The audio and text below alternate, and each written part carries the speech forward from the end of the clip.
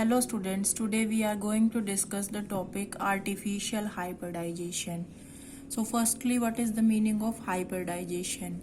Hybridization means if we have the two plants and the flowers of two plants, and if we transfer the desired pollen grain of one flower to the another, then it is known as artificial hybridization.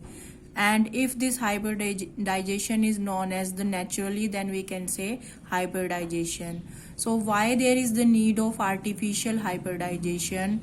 Because for the crop improvement program, if we want to improve the quality of our crop, then there is the need of artificial hybridization. And in this technique we mostly use the desired pollen grain. So how this technique takes place, let us discuss. So artificial hybridization has two steps. First is emasculation and second is bagging. So what is the meaning of emasculation? In emasculation, what we have to do, we can remove the anthers of a bisexual flower before the maturity of the stigma. This is the flower, it is known as the monoecious flower also. Why? Because it has both the part, the male as well as the female part. That is the pistil part and it is the, you can say, the stamen part. So if before the receptivity of stigma, what is the meaning of receptivity? Means if stigma is able to take this pollen grain from the anther, so that is known as the receptivity. So if before the receptivity, in early stage, with the help of forceps we will remove the anthers, and this process is known as emasculation.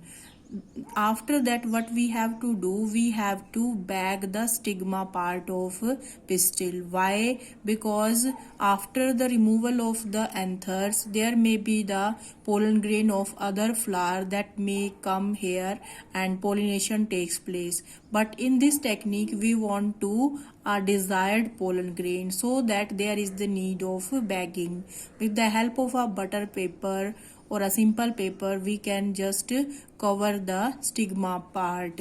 So this is known as bagging. So when this stigma become receptive, or you can say when the stigma become mature, it is able to take the pollen grain, then we just remove this bag and just dust the pollen grain of desired plant. Suppose this is the anther of the desired plant, so the pollen grains are dusted, you can say the dusted on this stigma, and then it rebagged again. Why? Because after the dusting also there may be the pollen grain of other species can come, so there is the need of you can say the rebagging, and then it develop into the fruit.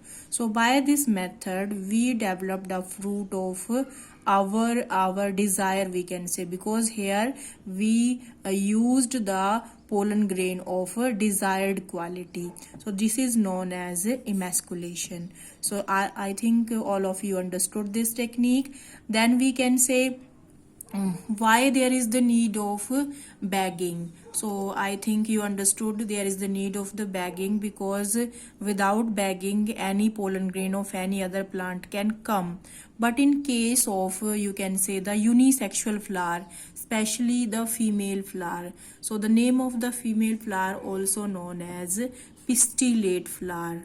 Why it is known as pistillate flower? Because only the pistil part is present.